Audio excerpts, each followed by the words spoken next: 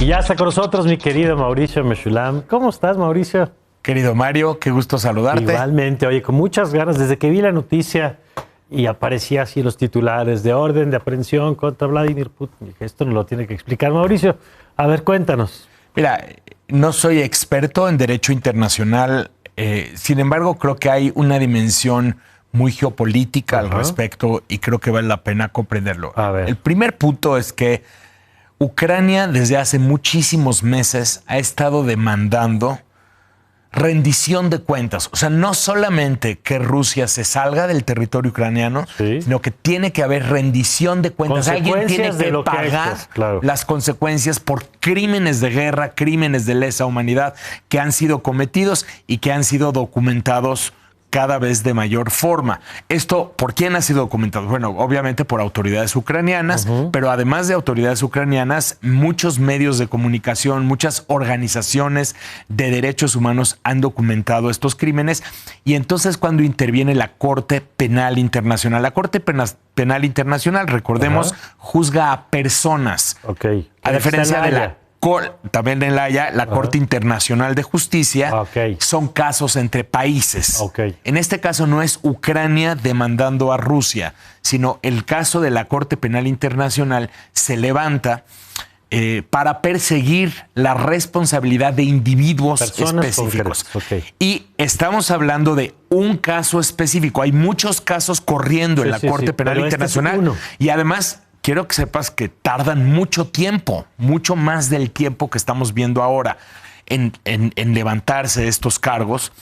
Estamos hablando de uno que tiene que ver con la deportación de niños, la deportación ilegal rusos. De niños, son niños ucranianos que son capturados dentro de territorio controlado por Rusia y que son posteriormente deportados a Rusia o son trasladados, desplazados dentro de territorio controlado por Rusia y que aparentemente, dice la Corte Penal Internacional, existe suficiente evidencia para decir que tanto Putin como su ministra, la persona responsable en el gobierno ruso para derechos de los niños, etcétera, tienen responsabilidad en la comisión de este crimen en particular. Ahora, ¿cuál es la relevancia? Bueno, en primer lugar, obviamente no es el único. Vamos a ver muchos más de estos, cargos, de estas acusaciones. Segundo lugar, hay una orden de aprehensión. La Corte Penal Internacional funciona así, o sea, te aprenden, supuestamente te tienes que presentar ante la Corte y ahí es cuando la Corte decide si levanta formalmente los cargos. Y hay un juicio. Habría un juicio, pues. Si la Corte encuentra que sí existe razón para levantarte los cargos de manera formal, habría un juicio. Pero por lo pronto te aprende. Te levanta la orden de aprehensión y esto es la parte importante. Esto no significa que Putin vaya a parar la cárcel de inmediato. Porque aparte la pregunta que muchos nos hacíamos es ¿y quién ejecuta una orden de aprehensión de un presidente? Este es el gran tema de la Corte Penal Internacional toda la vida. Pero sí significa que dentro de los países, 123 miembros de la Corte Penal Internacional, no todos los países del mundo lo son. Estados Unidos no lo es. ¿No? Rusia no lo es. Ucrania, y por lo tanto, no reconoce la legitimidad de esto. Estos países pueden decir si reconozco la legitimidad o no reconozco la legitimidad, pero eso ya será determinado por cada caso. Lo que sí es un hecho es que Estados Unidos justamente ha sido uno de los grandes oponentes a este tipo de medidas por el temor de que algunos funcionarios estadounidenses sean sujetos de este tipo de cargos.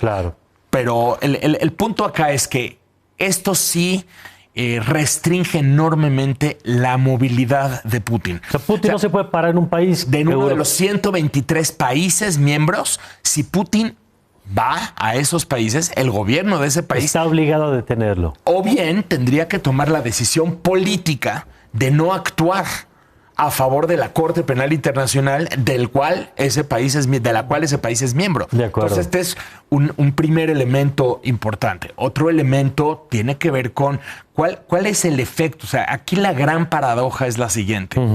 Y esta es una reflexión que se ha hecho a lo largo de muchos años y que, bueno, pues en este momento hay que ponerla sobre la mesa. Por un lado, líderes como Putin o como muchos otros, se dice, tienen que pagar consecuencias por sus actos, por haber decidido la opción militar, pero sobre todo porque durante esta acción militar, esto que Rusia llama una operación militar, se están cometiendo este tipo de crímenes. La Corte juzgará si hay evidencia o no. Digo, no me corresponde ni a mí ni a ti juzgarlo. Esto hay elementos de juicio al respecto. Pero tienen que pagar consecuencias y esto disuade a otros de cometer actos criminales de esta naturaleza. Claro. Este es el espíritu y se entiende. Y entonces muchos dicen, es muy buena noticia porque esto va a disuadir a algunos funcionarios rusos de actuar más en esta guerra. Porque saben que los pueden Porque detener, saben que esto va a tener un peso sobre sus vidas, el resto de sus vidas. Y es importante que así suceda. Por el otro lado, también se ha observado que esto tiende a radicalizar a ciertos liderazgos. O sea, si tú estás en un proceso, quieres entrar en un proceso de negociación con el propósito de, pues, distender la situación actual, esta orden eliminar no el ayuda. conflicto. Esta orden claramente no ayuda porque Putin la encuadra, ya lo está haciendo el gobierno ruso, como parte de toda la guerra que existe en su contra. Esto es uno más de los elementos que demuestra que todo el mundo está contra Rusia, que todo Occidente está contra Rusia y que no están deseando ver otra cosa que una Rusia completamente destruida. Por lo tanto, pero fíjate el punto, Putin no tiene incentivos para frenar las hostilidades bajo estas circunstancias, tampoco para dejar el cargo. Claro. Fíjate por qué. Si Putin pierde en esta guerra, su posición está verdaderamente vulnerada, su posición dentro de Rusia. Y si él pierde el cargo dentro de Rusia, un futuro gobierno, no se sabe quién entraría, pero un futuro gobierno podría tomar la decisión de entregarlo. Entonces Putin dice, no puedo perder porque no puedo perder. Punto. Y esto, el incentivo que genera es continuar y continuar y continuar la guerra. Entonces aquí es una paradoja. Porque por un lado, pues está este derecho internacional y esta necesidad. Y por otro lado, eso endurece y radicaliza. Endurece y radicaliza. Para efectos reales, no significa que Putin vaya a ser aprendido el día de mañana. Seguramente Putin va a seguir haciendo lo que está haciendo. Digo, nada más para entender, hoy mismo, domingo, Putin visita Mariupol, que es una de las ciudades controladas por Rusia, de las ciudades ucranianas controladas por Rusia, y lanza esta visita, además una zona ya anexada por Rusia, y fue una de las batallas más cruentas donde más civiles han muerto, como mandando un mensaje, y además Xi Jinping estará en Moscú el día de mañana, van a tener esta visita los dos líderes, y claro que China, pues, le dará el trato de una especie de aliado a Rusia. China dice que está buscando la paz, está buscando mediar. Hay 12 puntos que China ha presentado para mediar, pero esta visita de Xi Jinping, que va a jalar todos los reflectores, ya lo verás el día de mañana, se da con este telón de fondo, que es la orden de aprehensión, me explico, de la Corte Penal Internacional. Así, oye, pues va a ser muy interesante lo que pase esta semana.